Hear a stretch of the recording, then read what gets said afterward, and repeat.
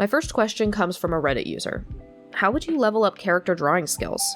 I understand that learning anatomy is important, but how do you learn and practice anatomy? Do you just copy figures from Loomis books? Do you draw 1,000 hands, feet, etc.? What do you practice with gesture drawings, etc.? No one loves to hear the whole practice is necessary speech, so I'll skip that. When I decided to really buckle down on anatomy, I set up a 7-day schedule. One day I would draw character portraits. On another I would draw hands and feet. On another I would focus on gesture poses, etc. And I repeated that weekly. That way, you're forced to practice the things you don't love, but you still have days to look forward to that are your strengths. I used to sit and draw my left hand. It was right there after all, but I needed to pursue other references to find variety. I scrolled through Pinterest to look up truly challenging angles and a diversity of people.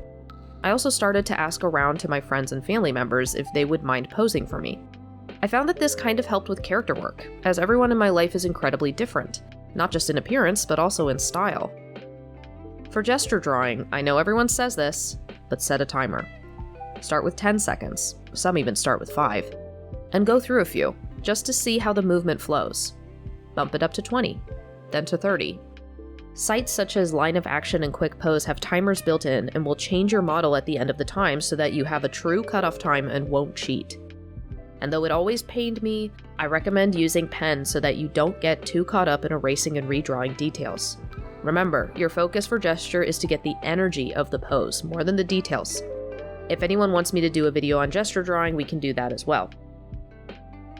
Do you have any questions you'd like me to cover? Leave them in the comments. I hope this helps, and keep practicing.